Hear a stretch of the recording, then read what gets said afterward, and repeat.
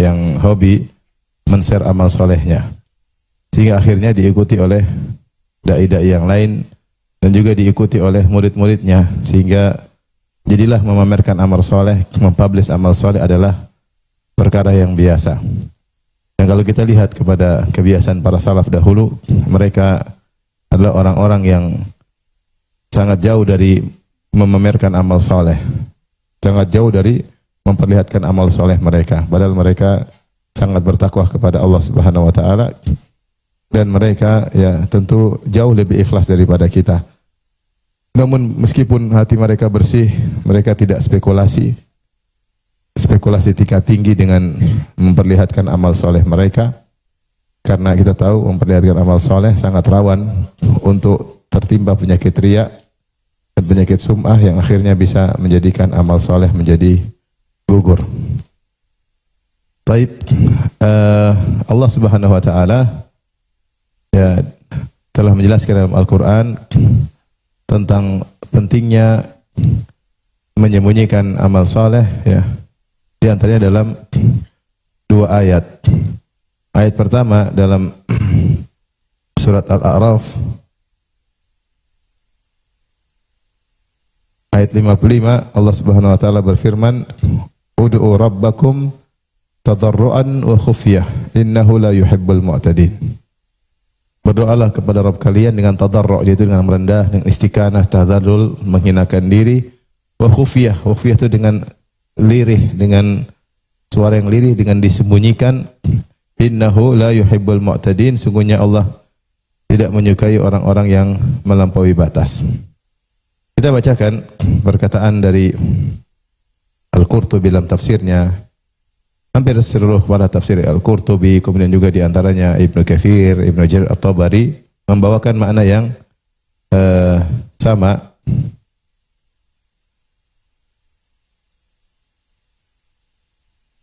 Dia berkata, makna khufyah ay sirran fi nafs, yaitu dengan sir, dengan suara yang lirih di jiwa saja. Ketika seorang berdoa tidak usah teriak keras-keras, tapi dia suara yang lirih. Liyab'uda anir riya, agar dia terjauhkan dari riya. Wa bidzalika athna ala Nabi Zakaria alaihissalam. Oleh karenanya Allah memuji Nabi Zakaria alaihissalam ketika dia berdoa dengan suara yang lirih. Ya, sebagaimana dalam firman Allah di awal surat Maryam, idnada rabbahu nidaan khafiyah, ketika Zakaria berdoa kepada Rabbnya dengan suara yang samar, Maka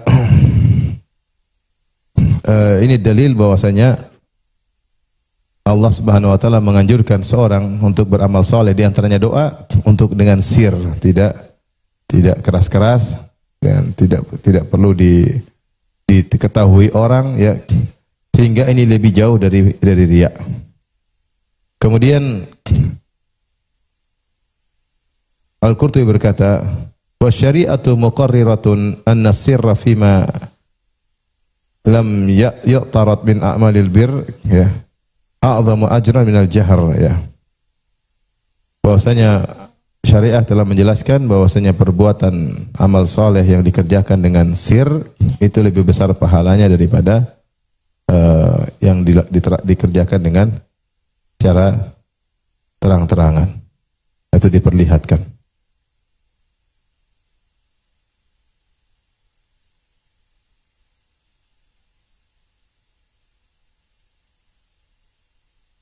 Ini ayat pertama yang menjelaskan tentang keutamaan menyembunyikan amal saleh. Ayat yang kedua yang disebutkan dalam surat Al-Baqarah, ya. Kalau tidak salah 271, Allah Subhanahu wa taala berfirman, ya, in tubudus sadaqati fa ni'mahi, kalau kalian menampakkan sedekah yaitu dengan ikhlas maka itu baik. Tetapi ada yang lebih baik, wa in tukhfuha wa tu'tuhal fuqara fa huwa khairul lakum. Tapi kalau kalian sembunyikan sedekah kalian dan kalian berikan kepada orang-orang fakir, maka itu lebih baik bagi kalian. Wa yukaffiru ankum min sayiatikum wallahu bima ta'maluna khabir, ya.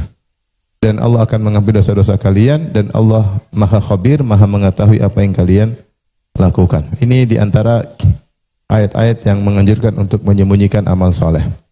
Adapun hadis-hadis Nabi SAW banyak ya, akan kita sebutkan. Di antaranya Rasulullah SAW mengatakan, man istata'a minkum an yakuna lahu khabi'un min amalin salih falyaf'al.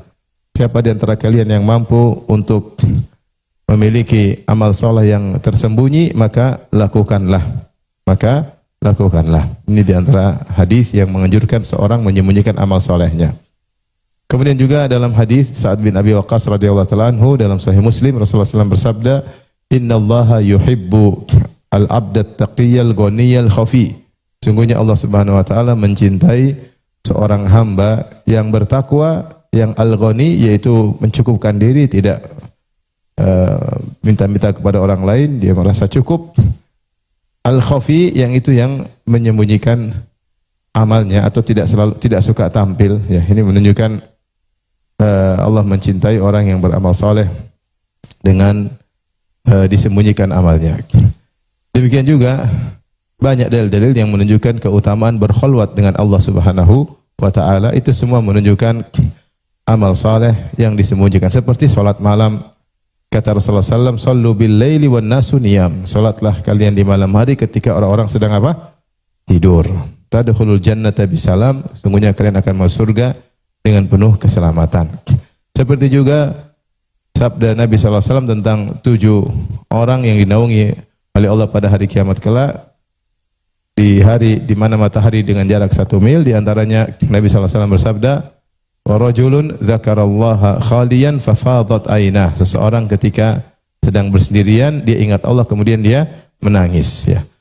Intinya semua dalil-dalil yang menunjukkan keutamaan berkhulwat dengan Allah itu menunjukkan ibadah sir, ibadah yang dilakukan secara sembunyi-sembunyi. Dalam hadis juga Rasulullah SAW berkata, shadaqatus sir tudfi'u ghadabar rabb. Sungguhnya sedekah yang dilakukan dengan diam-diam maka itu akan meredakan kemurkaan Allah Subhanahu wa taala.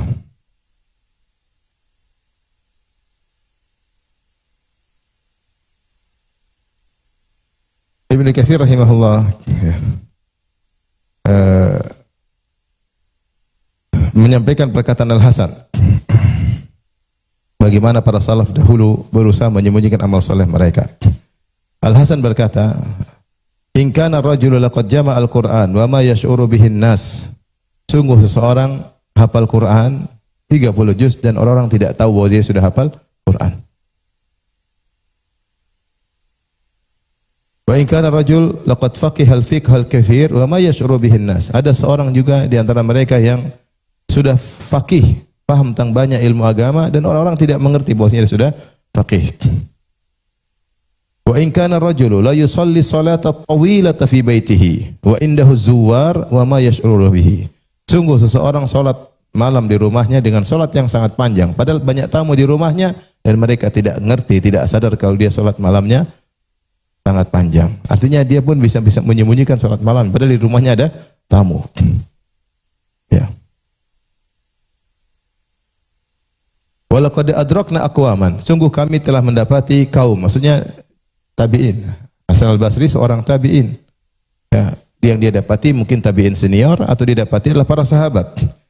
Walaqad adrakna aqwaman ma kana 'alal ardi min amalin yaqdiruna an ya'maluhu fis sirr wa yakunu 'alaniyatan abadan.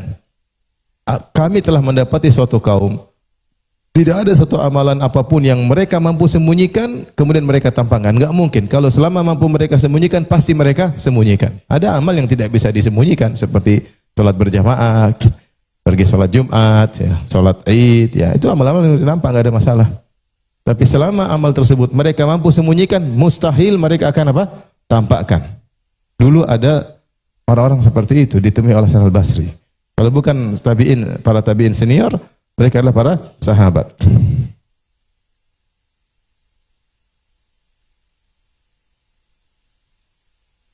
Laqad kana al-muslimuna yajtahuna fid du'a wa ma yusma'u lahum sautun in kana illa hamsan bainahum bain rabbihim.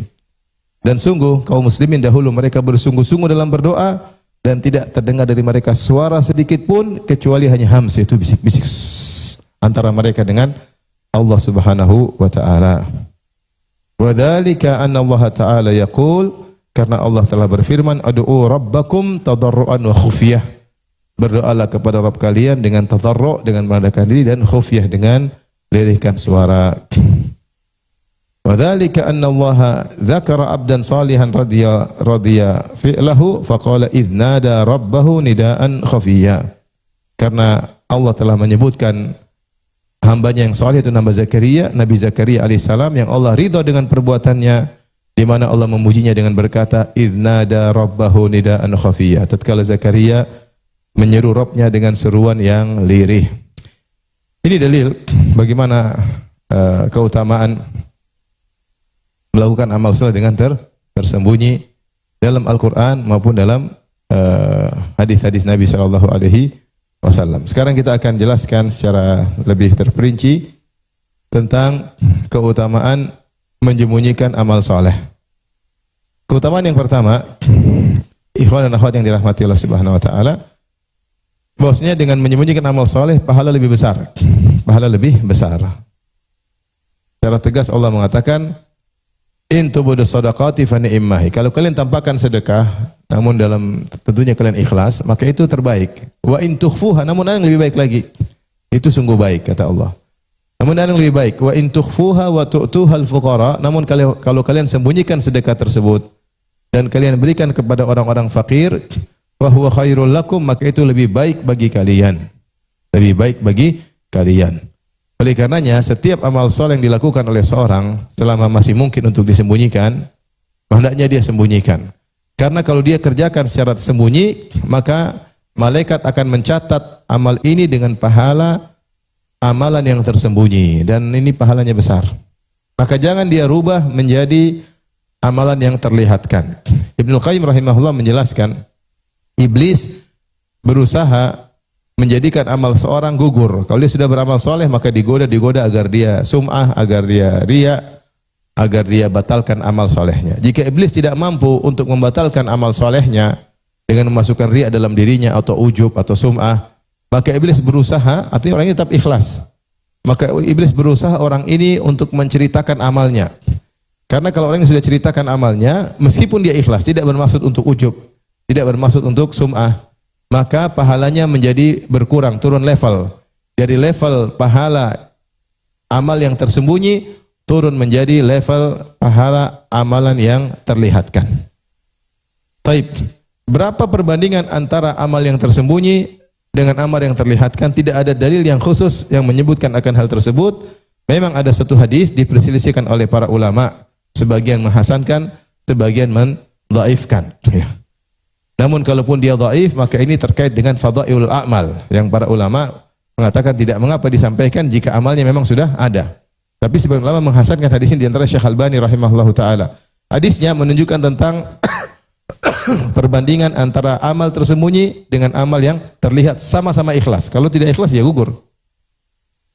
Dalam hadis dari Suhaib Ar-Rumi radhiyallahu anhu, anna Nabi sallallahu alaihi wasallam qala, Nabi sallallahu alaihi wasallam bersabda, salatul rajuli tatawuan haitsu la yarahun nas ta'dilu salatahu ala a'yunin nas 25. Salatnya seseorang, salat sunnah, bukan salat wajib. Kalau salat wajib di masjid. Ini salat sunnah. Rasulullah SAW mengatakan afdhalu salatil mar'i fi baitihi illal maktubah. Sebaik-baik salat seseorang adalah di rumahnya kecuali salat fardu. Kecuali salat fardu. Salat fardu di masjid. Baik, kata Nabi SAW, salatnya seseorang salat sunnah di mana orang-orang tidak melihatnya, senilai dengan 25 kali lipat salatnya jika di hadapan mata manusia. Berapa kali lipat? 25 kali lipat. Ini menunjukkan besar. Ya. Kalau hadis ini sebagaimana kita katakan hasan, dihasankan oleh Syekh Albani rahimahullahu taala, karena mana-mana yang lain yang menguatkannya, maka rugi kalau kita amal soleh kita ceritakan, itu pun kalau kita ikhlas. Bagaimana kalau ternyata kita tidak ikhlas? Kalau kita ikhlas pun, maka pahala amal yang tersembunyi berubah langsung. Tadinya dicatat di diwan amal sir, di catatan amal yang tersembunyi, kemudian turun level sampai 25 derajat, turun level ke amal yang terlihat. Maka rugi. Itu pun kalau kita menceritakannya dalam kondisi apa? Ikhlas. Kalau ujub ya lain cerita. Kalau riya lain cerita, sum'ah lain cerita. Baik. Dalam riwayat yang lain, hadis yang lain,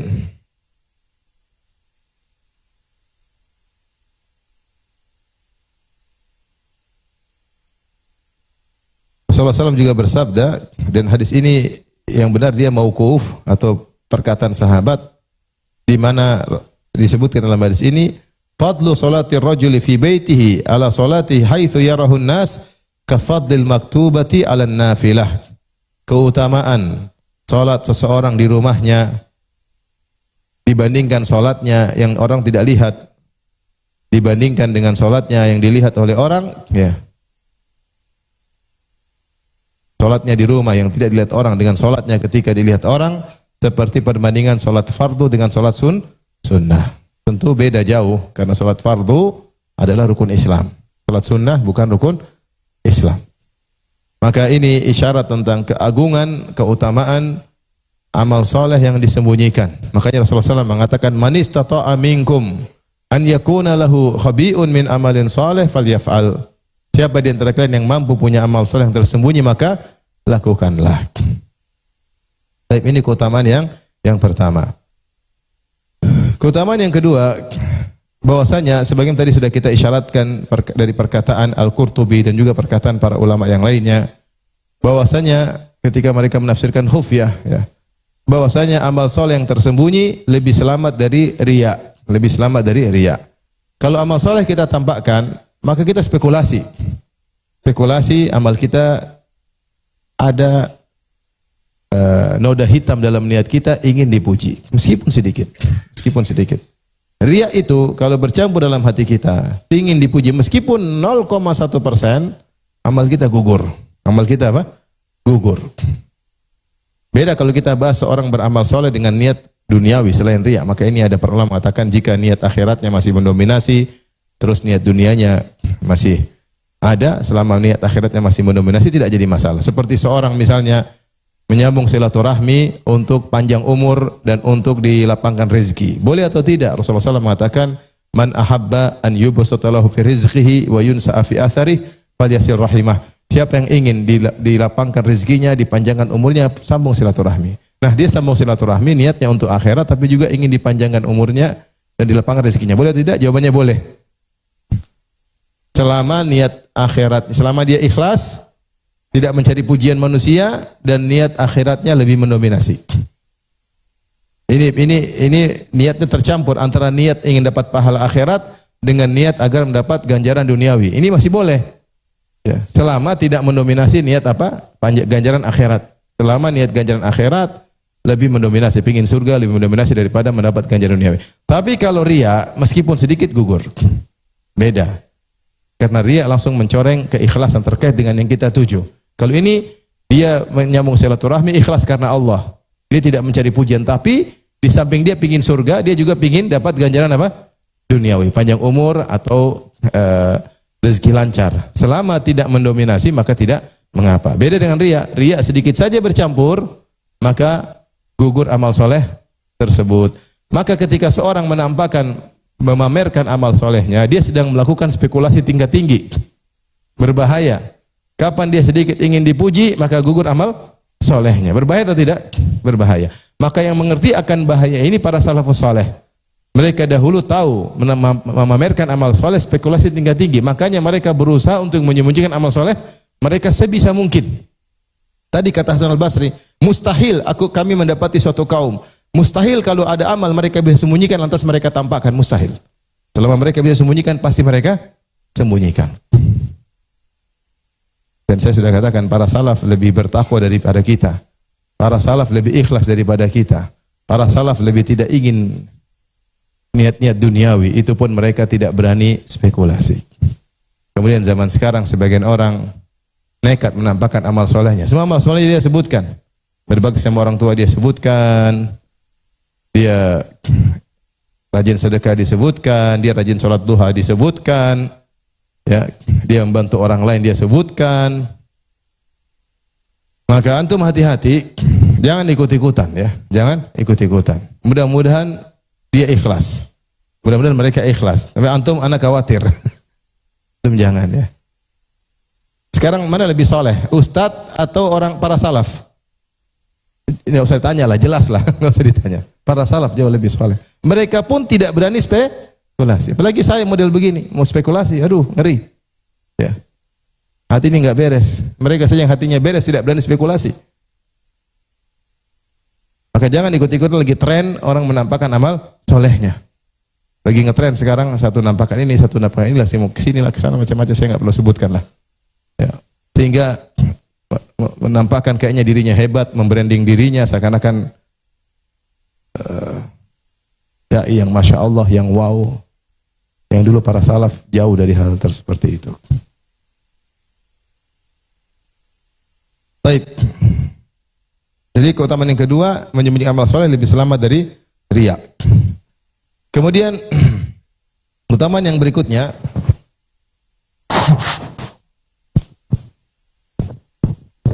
bahwasanya amal soleh yang tersembunyikan, ya, dia bonus menjadikan dimaafkan orang tersebut, ya, mengampuni dosa-dosa. Tadi Allah berfirman,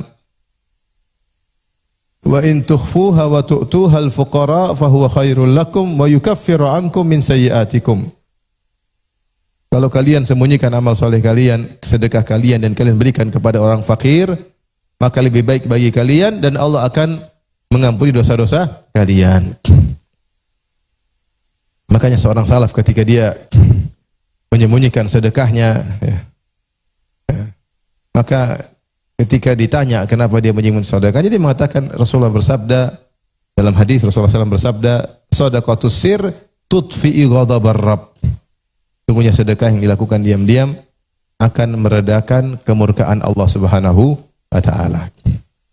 Maka dapat plus, kita pahala besar, dosa-dosa diampuni. Maka sayang kalau kemudian kita tampakkan amal soleh kita, selama kita mampu menyembunyikannya, maka kita sembunyikan. Kapan kita mulai sering menampakkan amal soleh kita, lama-lama ketagihan. Ketagihan selalu menampakkan amal soleh. Sebaliknya, kalau kita terbiasa, kalau antum terbiasa menyembunyikan amal soleh, antum akan ketagihan menyembunyikan amal soleh. Terserah pilih mana, ketagihan yang mana. Ketagihan publish amal soleh atau ketagihan menyembunyikan amal soleh. Dua-duanya menimbulkan ketagihan. Dua-duanya menimbulkan apa? Ketagihan. Dan kita tahu maksiat akan mendatangkan maksiat yang lain, kebaikan akan menyeru kebaikan yang lain. Orang kalau sudah terbiasa mempublish amal soleh, semua apa saja ingin dia publish. Semua apa saja ingin dia publish. Datang syaitan mengatakan, enggak, kau pamer itu agar memotivasi orang lain. Masya Allah. Baik. Mudah-mudahan dalam rangka motivasi orang lain. Tapi kalau sebisa mungkin jangan kau jadi aktornya, lebih baik. Kalau sebisa mungkin jangan kau jadi aktornya, kau sebutkan saja ulama, kau sebutkan saja para salaf, lebih aman. Lebih aman daripada engkau menjadikan dirimu sebagai apa? Aktor. Repot. Repot atau tidak? Repot ya akhi. Baik. Itu pun kalau murni membuat orang motivasi. Tapi terkadang ternyata sambil untuk dipuji. Sambil ingin di like. Kapan seorang beramal saleh dia publish supaya di like, itulah riya. Itulah riya. Riya adalah menunggu sanjungan dari orang. Itu namanya riya. Dalam hati pingin disanjung, pingin di like, itulah apa? Riya. Nah, supaya tidak ada itu semua, jangan dipublish. Kapan publish, nunggu di like, itulah riya.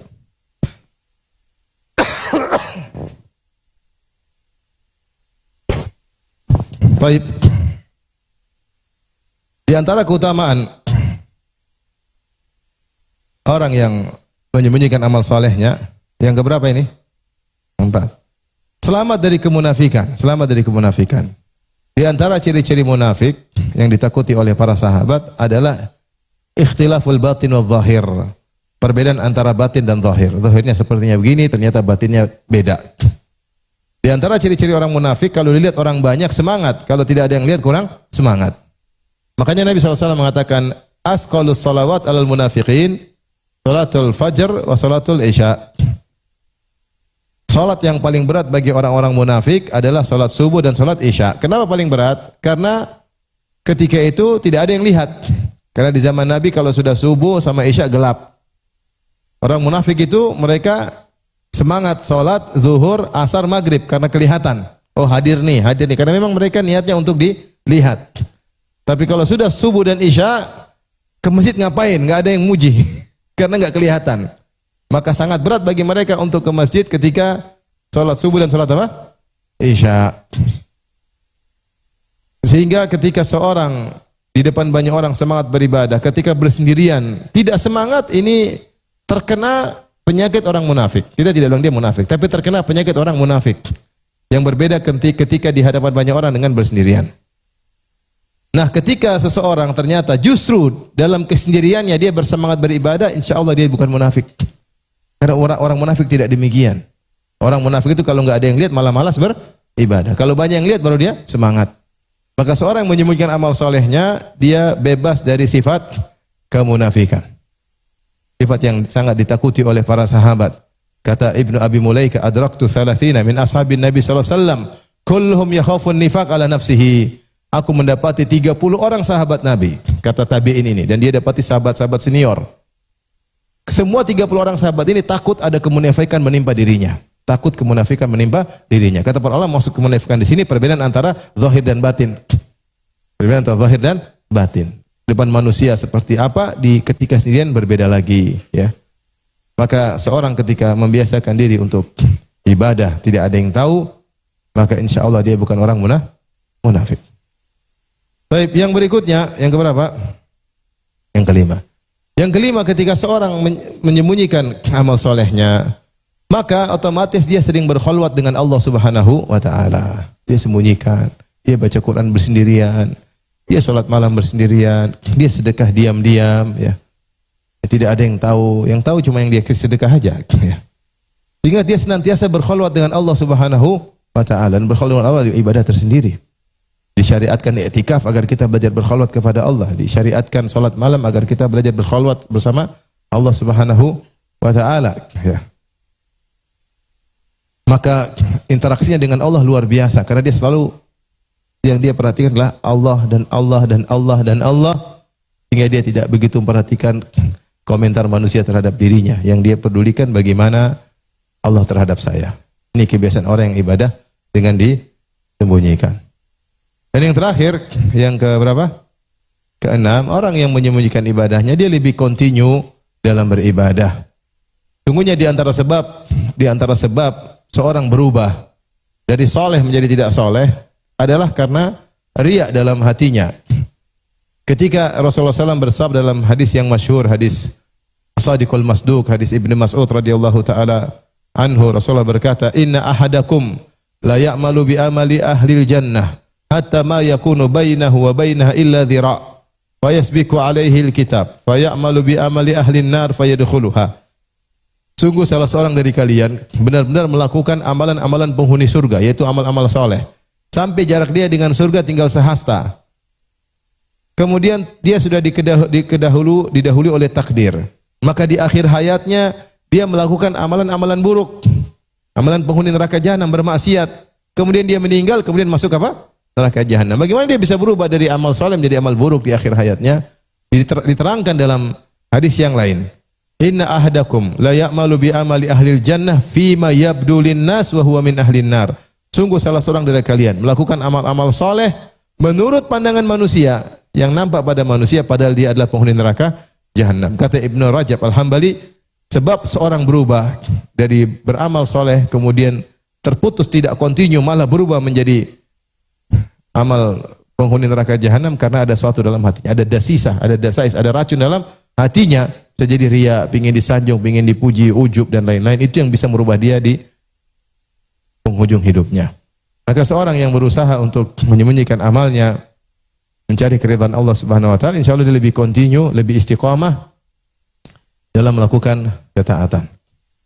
Baik, sekarang pembahasan terakhir, ya. Bagaimana cara kita untuk bisa istiqamah dalam menyembunyikan amal soleh? Bagaimana cara kita untuk bisa istiqamah menyembunyikan amal soleh? Yang pertama, ikhwan dan akhwat yang rahmati Allah Subhanahu wa taala, kita berdoa kepada Allah. Berdoa kepada Allah. Dan di antara doa yang dianjurkan, Allahumma inni a'udzubika an usyrika bika syai'an a'lamuhu wa astaghfiruka lima la a'lamu. Ya Allah, aku berlindung kepada Engkau dari kesyirikan yang aku sadari dan dari kesyirikan yang tidak aku sadari. Masalah hati ini terkadang tidak sadar. Terkadang tidak kita sadari. Terkadang kita cuekin. Sering saya katakan, sungguhnya seorang kalau dia mau ria, pasti ada signal dalam hatinya nih, kamu mau ria nih. Ketika dia mau ceritakan amal solehnya, pasti ada signal dalam hatinya. Kau ingin pamer nih. Tapi terkadang dia cuekin, dan dia ceritakan aja supaya dia disanjung. Akhirnya signal lama-lama rusak. Padahal signal itu seharusnya ada, ingatin. Ini, kamu nih. Ada peringatan dari hati. Namun dia tidak pedulikan. Akhirnya dia ria dan dia kecanduan untuk ria, kecanduan cerita amal soleh, kecanduan mempublish amal solehnya. Semua kegiatannya dia publish. Ya. Semua kegiatan dia publish dan dia merasa ikhlas kepada Allah Subhanahu wa taala. Allah alam dengan niatnya ya. Oleh karenanya Rasulullah mengabarkan tentang samarnya syirik, kata Rasulullah SAW, asyirku fi hadhil ummah akhfa min dabibin namlatis sauda fi ala safati sauda fi dhulmatil lail atau kama qala Nabi sallallahu alaihi wasallam. Kata Nabi sallallahu alaihi wasallam, kesyirikan pada umatku lebih samar daripada rayapan semut hitam di atas batu hitam dalam kegelapan malam. Ya. Rayapan semut hitam bukan di atas pasir, di atas batu yang keras yang tidak ada bekasnya. Batu yang hitam dalam kegelapan malam. Artinya terkadang penyakit-penyakit syirik ini, riya ini masuk dalam hati seorang tanpa dia sadari. Ketika dia membuka celah-celah untuk apa? Untuk riya. Maka seorang yang cerdas, yang sayang dengan amal solehnya, yang ingin pahalanya lebih besar, maka jangan dia buka pintu-pintu tersebut. Pintu-pintu tersebut. Di antara doa yang diriwayatkan dari Umar bin Khattab radhiyallahu anhu, yang saya juga sering dengar para imam haram membacanya, yaitu Allahumma ja'al amali kullahu salihan. Ya Allah, jadikanlah amalku semuanya apa? Saleh. Wa ja'alhu liwajhika khalisan, dan jadikanlah amalku tersebut karena mengharap wajahmu semata. Wala taj'al li ahadin fihi syai'a, dan janganlah jadikan untuk seorang pun ikut serta dalam amal solehku ini, yaitu jangan aku berharap sanjungan seorang pun, sedikit pun enggak. Allahumma ja'al amali kullahu salihan wa ja'alhu liwajhika khalisan wala taj'al li ahadin fihi syai'an. Sudah hafal belum? Belum. Ulangi. Allahumma ja'al amali kullahu salihan. Coba diulang. Allahumma ja'al amali kullahu salihan wa ja'alhu liwajhika khalisan wa ja'alhu liwajhika khalisan wala taj'al li ahadin fihi syai'an wala taj'al li ahadin fihi syai'a. Baik, kita berdoa minta kepada Allah, terutama doa yang diajarkan Nabi tadi, karena syirik ini bisa menggoda kita kapan saja. Hari ini kita ikhlas, besok kita syirik. Hari pagi ini kita ikhlas, sorenya kita riya. Sangat mudah menimpa siapapun. Ini yang pertama. Azan kah? Ya. Azan. Baik, azan dulu apa? Lanjut ya.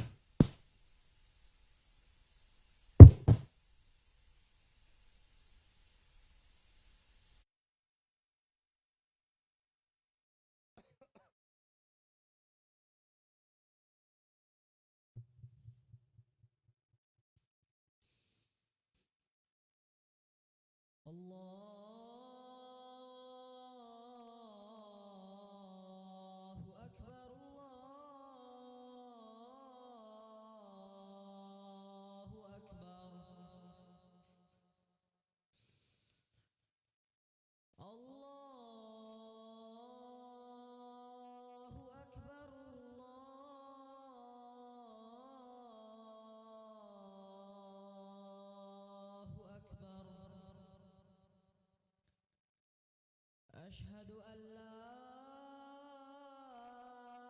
إله إلا الله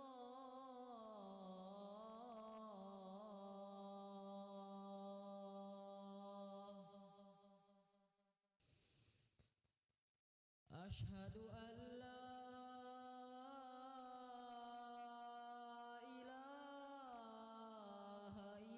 الله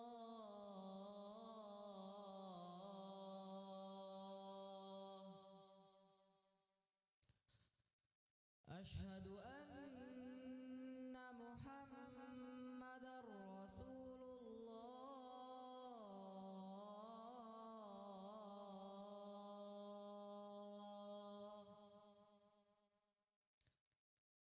أشهد أن محمدا رسول الله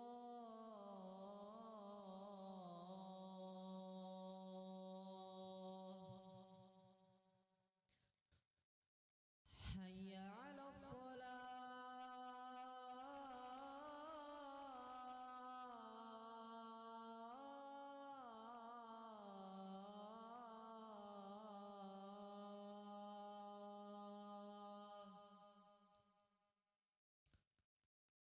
حي على الصلاة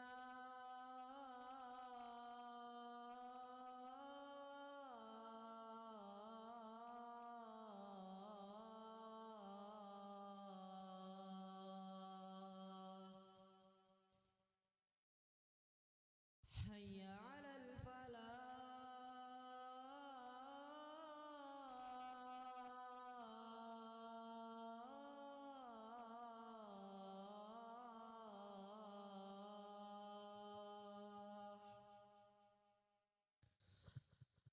حي على الفلاح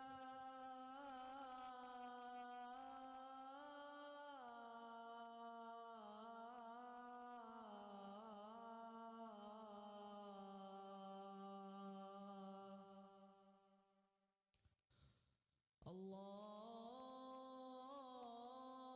أكبر الله أكبر لا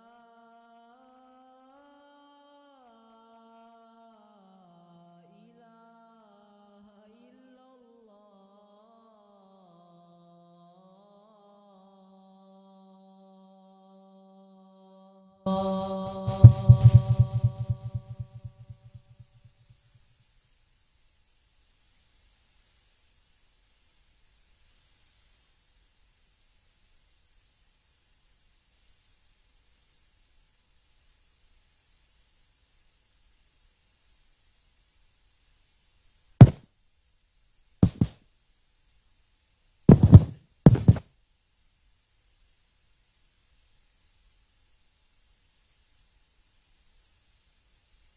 Taib, ikhwan dan akhwat yang dirahmati Allah Subhanahu wa taala, kita lanjutkan di antara kiat-kiat agar kita bisa kuat istiqomah dalam menyembunyikan amal soleh kita, ya.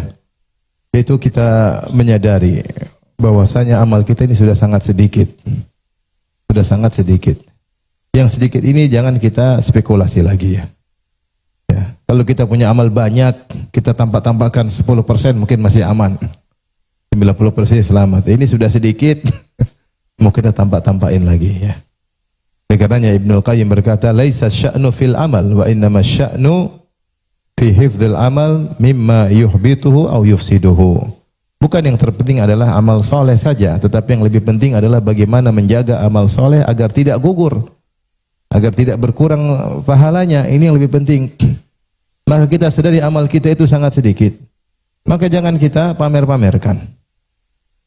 Kita ini kalau meninggal dunia, kita dikubur, yang bisa menemani kita untuk membela kita di alam barzah adalah amal soleh yang ikhlas. Yang tidak ikhlas minggir semuanya. Oleh karenanya kita sayang-sayang amal kita, umur kita cuma sedikit. Amal kita cuma sedikit. Yang sedikit itu dijaga baik-baik. Yang berikut yang ketiga, agar kita semangat untuk menjaga amal soleh kita. Kita tahu Allah mengetahui. Allah mengetahui sudah cukup. Allah mengetahui sudah cukup. Tidak perlu yang lain tahu. Dan Allah menekankan dalam banyak ayat. Di antaranya surat Al-Baqarah ayat 270. Kata Allah, "Ma anfaqatum min nafaqatin aw nadartum min nadrin fa innallaha ya'lamuh."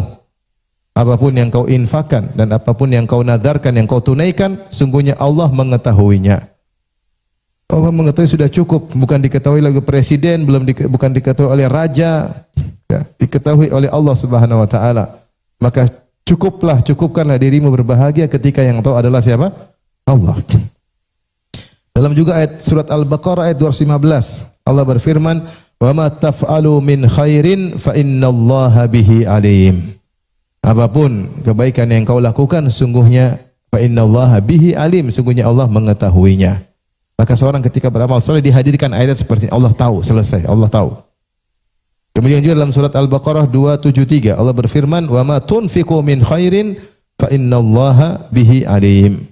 Wa ma tunfiqu min khairin fa innallaha bihi alim. Kebaikan apapun yang kalian infakkan, sungguhnya Allah mengetahui. Sedikit banyak Allah tahu. Tidak ada satu dunia tahu pun, Allah pun tahu. Bahkan yang kau sedekahkan pun tidak tahu, Allah pun tahu. Demikian juga dalam surat Ali Imran, "Wa ma tunfiqu min syai'in fa innallaha bihi alim." Apapun yang kalian infakkan, maka Allah ketahui. Demikian juga ayat 22 Al-Baqarah 271 Allah mengatakan, "Wa in tukhfuha wa tu'tuhal fuqara fa huwa khairul lakum wa yukaffiru ankum min sayyi'atikum wallahu bima ta'maluna khabir." Setelah Allah mengatakan kalau kalian sembunyikan sedekah, kalau kalian berikan kepada fakir miskin, maka itu lebih baik bagi kalian. Di akhir ayat kata Allah, "Wallahu bima ta'maluna khabir." Sungguhnya Allah khabir tentang apa yang kalian lakukan. Dan khabir itu lebih spesifik dari alim. Alim Allah Maha mengetahui. Khabir itu mengetahui secara detail-detail, mengetahui secara detail-detail. Makanya ketika Allah berbicara tentang pandangan mata, Allah mengatakan, "Qul lil mu'minina yaghuddu min absarihim wa yahfadhu furujahum dzalika azka lahum innallaha khabirum bima yasnaun." Katakanlah kepada para laki mukmin untuk menundukkan pandangan mereka dan menjaga kemaluan mereka, itu lebih suci bagi mereka. Innallaha khabirun bima yasnaun. Allah khabir tentang apa yang mereka lihat, apa yang mereka kerjakan. Maka dikatakan oleh para salaf, jika seorang menengok sesuatu yang haram, sebelum dia balik matanya sudah Allah ketahui sebelum dia balikkan matanya. Allah mengatakan, "Ya'lamu kha'inatal a'yun." Allah mengetahui pengkhianatan lirikan mata. Allah menggunakan kata khabir karena lirikan mata itu sangat samar, tapi lirikan mata kita kemanapun, bahkan ketika kita berbicara sama orang lain, kita ngelirik ke seorang wanita, orang depan kita enggak ngerti kalau kita melirik, tapi Allah tahu tidak? Allah tahu karena Allah khabir, detail. Maka kalau kau sembunyikan amal solehmu, Allah tahu karena Allah khabir. Kalau kau sudah tahu Allah mengatur amal solehmu, cukuplah berbahagia. Latih diri kita seperti para salaf, berusaha bahagia ketika yang tahu cuma Allah. Ketika yang tahu cuma Allah. Jangan kita terbiasa kita bahagia kalau orang lain tahu. Lama-lama kecanduan, saya katakan tadi. Gara-gara saya mempublish amal soleh, kita kecanduan. Tanpa sadar kita terjebak dengan apa? Riya.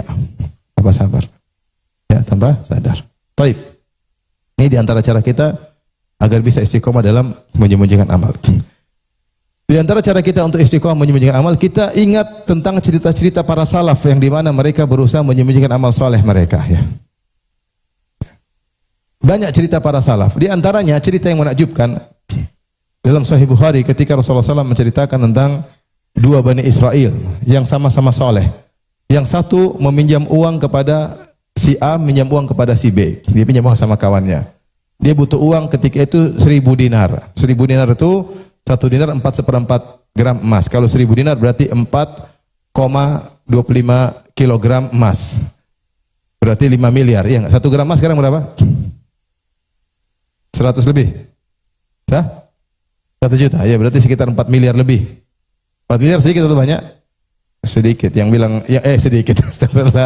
Sedikit bagi triliuner, bagi kita banyak. Kita aja lihat nggak pernah mata kepala.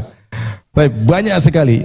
Dia pinjam uang sama temannya, terus kata temannya, "Itini bi syahid." Mana saksi? Kata dia, "Asyahid Allah." Allah jadi saksi. Taib nggak ada saksi.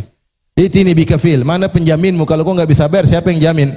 Kata dia, "Al-kafil Allah." Allah yang kasih jadi penjamin. Akhirnya sodakta, kau benar. Ya sudah, mau apa? Udah ambil aja. Nggak ada saksi, nggak ada penjamin. Kau bayar nanti hari ini. Kata dia, saya setuju. Allah jadi saksi, Allah jadi penjaminku. Tapi pada hari waktu pembayaran setelah berapa waktu, maka dia cari kapal untuk pergi ke temannya untuk bayar. Dia rumah mereka berbeda pulau. Maka dia cari kapal. Dia nunggu kapal agar dia bisa ngantar uang. Sudah siapkan 1000 dinar. Ternyata kapal nggak datang-datang. Maka dia tidak ingin mengecewakan. Dia sudah terlanjur menjadikan Allah sebagai penjaminnya, sebagai saksinya. Maka dia bilang, "Ya Allah, ketika dia meminta saksi dariku, aku mengatakan engkau adalah saksiku. Ketika kawanku minta penjamin bagiku, aku bilang engkau adalah penjaminmu. Sekarang aku letakkan uang dalam kayu dan sampaikanlah kepada kawanku. Maka dia ambil kayu, dia bolongin, dia isi uang 1.000 dinar, dia tutup, kemudian taruh di laut. Subhanallah. 4 miliar. Bukan 1 juta. 4 miliar lebih. Lepaskan di laut. Berjalan kayu tersebut. Ternyata kayu tersebut, orang sana sudah nunggu temannya. Ini si fulan mana ini katanya. Mana ini? Dia tahu orangnya soleh, nggak mungkin ingkar janji. Tapi kok nggak datang-datang? Kapal nggak ada. Tiba-tiba ada kayu datang lewat. Allah mengilhamkan dia untuk ngambil kayu tersebut. Diambil untuk kayu bakar. Dia bawa pulang ke rumah. Ketika istrinya mecahin kayu, ternyata ada uang dan ada surat. Ini dari saya untuk kamu. Subhanallah. Akhirnya temannya tadi yang pinjam uang, dia tidak serahkan 1.000 dinar begitu saja. Dia tetap cari. Siapa tahu nggak sampai, kan dia nggak tahu juga. Dia bawa 1.000 dinar yang lain. Cari kapal. Ternyata ada kapal. Ada kapal. Akhirnya dia naik kapal. Kemudian dia antar ketemu orang temannya tadi. Dia bilang, mohon maaf kawan, saya cari-cari kapal nggak ada, makanya saya terlambat. Ini kapal pertama yang berangkat ke pulaumu. Jadi saya mohon maaf saya terlambat. Apa kata temannya? Akhi, bukankah kau pernah ngirim sesuatu kepadaku? Kata dia, saya kan bilang. Dia tidak bilang, oh iya saya yang kirim itu. Iya. Hebat kan? Sampai kan? Allah. Enggak. Dia diam-diam. Dia bilang, saya kan bilang, saya nggak dapat kapal. Subhanallah, dia tidak ngaku, dia diam aja. Dia bilang, saya kan bilang. Dia tidak bilang tidak, karena itu bohong. Tapi dia tidak ingin ungkapin. Dia bilang, saya kan sudah bilang, saya tidak dapat apa? Kapal kecuali hari ini. Kata dia, Allah telah membayarkan hutangmu, pergilah bawa 1.000 dinarmu. Saya tidak butuh lagi. Malah yang saya takjub, dia bagaimana bisa menyembunyikan apa? Kewaliannya. Dia wali atau tidak? Wali akhi. Ente kalau taruh uang 1 miliar, hilang. Belok. Masuk ke rumah orang lain. Ini 4 miliar sampai. Dan dia tidak pamer. Lihat saya gini, enggak. Subhanallah. Luar biasa. Ini bagaimana bisa menyembunyikan kewaliannya. Luar biasa. Menakjubkan. Ini dalam Sahih Bukhari. Kisah berikutnya tentang Uwais Al-Qarani, ma'ruf. Khairut tabi'in dalam Sahih Muslim, Uwais Al-Qarani. Sebaik-baik tabi'in, Uwais Al-Qarani. Dia punya ibu, dia berbakti, orang tidak tahu. Dia juga doanya dikabulkan. Dia pernah punya penyakit albino, baros. Tubuhnya putih semua. Kemudian dia berdoa, ya Allah sembuhkanlah aku kecuali qadra maudhi qadra dirham. Ila maudhi qadri dirham. Sekeping dirham di pusarnya, di perutnya, supaya dia selalu ingat dia dulu pernah sakit sehingga dia selalu bersyukur kepada Allah. Baik. Dia orang tidak tahu, dia sembunyikan amal solehnya. Meskipun tidak ada yang tahu, tapi Allah tahu enggak? Allah tahu. Allah kabarkan kepada Nabi Muhammad sallallahu alaihi wasallam. Nabi Muhammad kabarkan kepada Umar. Kata Nabi, wahai Umar, Nabi ketika masih bilang sama Umar, akan datang suatu hari ketika saya sudah meninggal, tambahan pasukan dari negeri Yaman, Amdad ahli Yaman, itu pasukan tambahan. Karena di zaman Umar banyak ekspansi, butuh pasukan dari negeri lain. Akan datang tambahan pasukan dari Yaman. Kalau datang carilah seorang namanya Uwais dari Qaran, dari Murad. Dia itu pernah punya ibu dan dia berbakti kepada ibunya. Dan dia pernah punya penyakit dan dia berdoa kepada Allah agar sembuh kecuali seukuran keping dirham. Kalau kau ketemu dia, minta agar dia doakan ampunan buatmu, istighfar buatmu. Kemudian Nabi meninggal, di zaman Umar, datanglah bantuan tentara dari Yaman. Umar bertanya, Afikum Uwais, setiap ada bantuan Umar tanya, adakah Uwais di situ? Katanya enggak ada. Nanti datang yang lain, Umar tanya lagi, Afikum Uwais, ada orang namanya Uwais? Ada. Mana? Sini. Kamu namanya Uwais? Iya. Kamu dari Qaran? Iya. Kamu dari Murad? Iya. Dulu kau punya ibu, kau berbakti padanya? Kau tahu? Kau dulu punya penyakit, kemudian kau berdoa sembuh. Kata dia, ambil dari mana kau tahu? Kata dia, oh iya. Dia mengingkari, dari mana anda tahu? Ada apa ini? Ya, Rasulullah kasih tahu. Ya sudah. Rasulullah bilang, kalau saya minta agar kau doakan ampunan buat saya. Ajib. Ya. Menakjubkan. Bagaimana seorang bisa menyembunyikan amal solehnya? Yang lebih menakjubkan lagi, seorang menyembunyikan niatnya, nggak ada yang tahu. Kisah Rasulullah bercerita tentang 3 orang zaman dahulu. Yang 3 orang tersebut orang soleh lagi berjalan, tiba-tiba mereka kehujanan, kemudian mereka masuk goa. Tiba-tiba ada batu jatuh nutup pintu goa. Kalau mereka tidak keluar, mereka akan kehabisan oksigen, mereka akan mati kelaparan. Maka kata mereka, kita enggak bakalan selamat kecuali ketika kita ini berdoa dengan amal yang paling kita andalkan. Mulai salah satu berdoa. Yang satu berdoa, ya Allah, dulu saya punya orang tua 2 sudah tua. Kebiasaan saya tidak kasih susu kepada anak dan istriku kecuali saya kasih kepada kedua orang tuaku. Pagi maupun petang. Suatu hari saya pulang kemalaman, ya Allah. Dia sampaikan, ya Allah, kecuali saya pulang kemalaman. Kemudian saya bawa susu untuk kedua orang tuaku. Biasanya saya dahulukan kedua orang tuaku baru anak istriku. Ternyata kedua orang tuaku sudah tidur. Maka saya mau bangunkan, enggak enak, mungkin baru tidur. Maka saya tunggu, siapa tahu dia terjaga di tengah malam. Mereka berdua terjaga, saya tinggal kasih susu. Kemudian susu di tanganku. Ternyata Allah mentakdirkan malam itu kedua orang tuanya tidak terjaga kecuali subuh. Makanya yang nama lapar kan biasa kelaparan tengah. Dia tunggu-tunggu. Wasibyan yataghadawun, sementara anak-anak menangis minta susu. Tapi saya tunggu luar biasa sampai kedua orang tuaku bangun baru saya kasih. Mana kata dia, ya Allah, kalau amalku ini karena mencari wajahmu, geser mulut gua atau buka pintu gua. Kemudian batu bergeser sedikit, tapi belum bisa keluar. Dia berbakti sama orang tua, kira-kira dia ceritain ke sana sini enggak? Enggak lah. Bahkan dia ragu dia ikhlas atau tidak. Dia berkata, ya Allah, jika aku melakukannya karena mencari wajahmu, bukalah. Dia enggak tahu karena ikhlas suatu yang gaib. Dia tidak bilang, ya Allah, saya ikhlas waktu itu, ya Allah. Enggak. Dia masih bilang, ya Allah, jika saya ikhlas, bukalah pintu gua. Pintu gua bergeser. Hebat. Yang kedua juga hebat. Dia mengatakan, ya Allah, sungguhnya Engkau tahu, saya punya sepupu wanita, saya sangat cinta kepada dia, saya kejar-kejar dia. Kalau ada lelaki sangat cinta kepada seorang wanita, itulah saya kepada wanita tersebut. Saya selalu merayunya dan dia tidak pernah mau. Bayangkan seorang laki-laki kejar wanita, dia ini impiannya, ini cita-citanya wanita ini. Suatu saat tiba-tiba dia datang kepada aku. Kata dia, akhi, saya lagi butuh uang sekitar 100 dinar. Kata dia, kesempatan. Saya kasih kamu, tapi serahkan kehormatanmu kepada aku. Kata dia, siap. Yang penting uang mana? Saya pun kumpulkan uang 100 dinar atau lebih. Kemudian saya hadirkan di hadapan dia. Kemudian dia sudah menyerahkan dirinya. Ketika saya mau gauli, sebagaimana seorang suami menggauli istrinya, tiba-tiba dia berkata, ya Abdullah, ittaqillah, wa la tafuddal khatam illa bihaqqih. Wahai Abdullah, wahai hamba Allah, bertakwalah kepada Allah. Jangan kau buka cincin kecuali dengan haknya. Saya pun meninggalkan dia dan dinar-dinar tersebut karena Engkau, ya Allah. Kemudian dia bilang, ya Allah, kalau saya melakukannya karena Engkau, bukalah pintu goa. Pintu goa terbuka. Ini yang kedua, hebat atau tidak? Hebat ya. Ini wanita dia kejar-kejar. Impiannya, cita-citanya. Ente lebih cari cewek apa cari mobil? Mobil apa? Ini perempuan yang dia kejar-kejar. Sangat dia cintai. Sudah lama dia incar. Ketika di depan mata, malah ittaqillah. Bertakwalah kepada Allah. Selesai nggak jadi. Subhanallah. Nggak jadi. Luar biasa. Dia bilang, ya Allah, kalau aku melakukannya karena Allah, karena Engkau bukalah. Terbuka, tapi belum bisa keluar. Yang ketiga ini yang saya luar biasa. Bagaimana bermuamalah hati dengan Allah. Dia bilang, ya Allah, Engkau tahu dulu saya punya pekerja. Setelah mereka bekerja, saya kasih gaji semuanya. Kecuali satu orang belum ambil gaji. Dia pun pergi tidak ambil gajinya.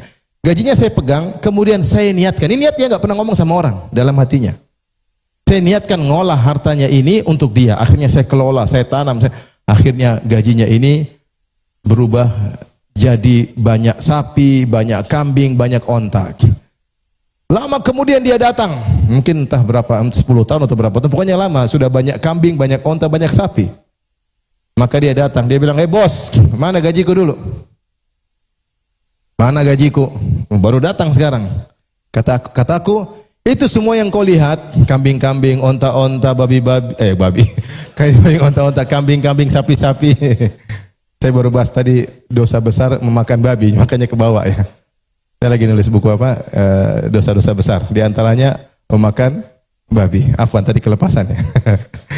Dia bilang, itu yang kau lihat, kambing-kambing, onta-onta, sapi-sapi, semua milikmu. Kata dia, bos, la tahza' bi, wahai Abdullah, bos, jangan kau ejek saya. Saya tahu gaji saya cuma apa? Sedikit. Jangan ejek saya. Kata dia, benar, itu gajimu semuanya. Benar, iya itu gajimu semuanya. Dia bawa semua ontanya, bawa kambingnya, bawa sapinya, tidak satu ekor pun disisakan. Tidak ada yang bilang syukran bos, satu buat kamu, enggak ada, semua dibawa. Itu menyakitkan. Kata dia, ya Allah, jika aku melakukannya karena Engkau, ya Allah, bukalah pintu goa. Subhanallah. Dia punya niat Dia tahu, Allah tahu apa? Niatnya. Jadi dia bukan menyembunyikan amal dia, bahkan niatnya dia yang tahu cuma siapa? Allah. Bayangkan. Akhirnya terbukalah pintu goa tersebut. Maksud saya, kita baca di sini seperti ini, motivasi kita untuk apa? Sembunyikan amal, karena pahalanya besar. Ketika orang-orang banyak cari muka kepada manusia, kita cari muka sama Allah. Mereka cari muka gimana caranya? Mereka cari muka dengan publish amal soleh, supaya dipuji, di like, disanjung, di share kesana kemari. Kita berusaha cari muka kepada Allah dengan menyembunyikan amal soleh. Menyembunyikan amal soleh. Ini yang keberapa? Yang keempat. Yang terakhir, yang kelima, jangan buka celah untuk cerita amal soleh, kecuali darurat. Makanya kalau ada orang undang antum, siapa tahu antum terkenal, diundang dalam podcast. Gimana sih Ustadz kok bisa berhasil? Nah, mulai, karena saya, ya itu bahaya itu. Ini podcast kurang ajar ya. Mulai cerita. Ustadz dulu gimana nutut ilmu? Oh saya dulu begini, gini mau cerita. Ini hati-hati. Ini sarana untuk pamer amal soleh. Mudah-mudahan ikhlas, tapi rawan. Spekulasi tingkat apa? Tinggi. Spekulasi tingkat tinggi. Syekh Shalih Al Fauzan, nanti lihat di YouTube, dia ditanya, Syekh bagaimana engkau belajar dulu? Sederhana sekali. Saya belajar sini, kemudian saya masuk kuliah, kemudian selesai. Subhanallah. Tidak cerita dulu saya gini, susah ketemu ini, saya belajar ini, riwayat ini, enggak ada sama sekali. Itu contoh nyata di depan kita. Ketika beliau ditanya, gimana dulu Anda belajar? Sementara sebagian kita, Masya Allah, dulu saya begini, dulu saya kelaparan, dulu saya ini, dulu saya dulu saya mudah-mudahan ikhlas, tapi spekulasi tingkat tinggi. Mending tidak usah. Toh enggak ada juga podcast ngundang antum. Kalau antum diundang, maksud saya. Jangan terpancing dengan pertanyaan apa? Orang. Ustadz sholat malam bagaimana? Emang kau tahu saya sholat malam? Gitu, jangan bilang, oh iya saya beginilah. Kalau tidur cepat, bangun jam 3. Ustadz bangun jam berapa? Nggak usah jawab, Ustadz bangun jam berapa? Pokoknya saya sholat subuh insya Allah gitu. Dan bilang, oh iya saya sih jam segini sudah bangun. Inilah kegiatan saya sehari-hari begini. Supaya antum bisa niru saya, bisa hemat waktu. Bagaimana optimalkan waktu? Jadi pagi-pagi saya begini, nanti jam segini, jam 8 saya minum kopi, kemudian selanjutnya. Ya akhi, bilang aja Nabi SAW, ngapain ente jadi aktor? Paham?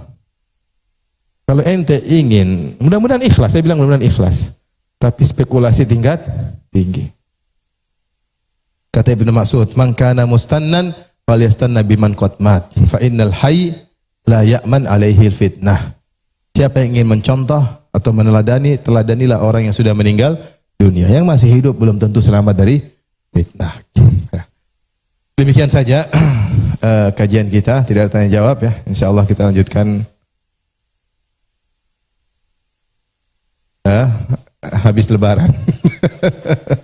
Insyaallah. Baik, demikian saja. Subhanakallah bihamdik asyhadu an la ilaha illa anta astaghfiruka wa atubu ilaik. Assalamualaikum warahmatullahi wabarakatuh.